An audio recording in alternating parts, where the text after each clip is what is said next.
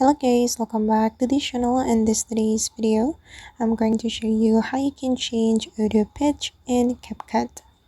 Alright guys, let's get into it. Here I have created a project in my Capcut application, and as you can see here, I have imported my audio as well.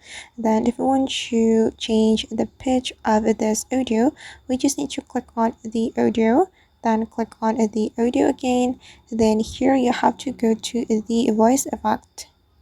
Okay, we can use the basic voice effect to change the audio pitch. You just need to go to the basic category, then you can select deep, high, or low. And I'm going to try it one by one like this. Okay, as you can see that the audio pitch has been changed, and I'm gonna go with this one.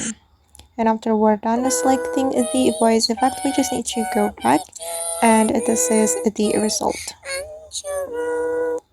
Alright guys, and that's how we can change audio pitch in Capcut. I hope this tutorial will be useful for you.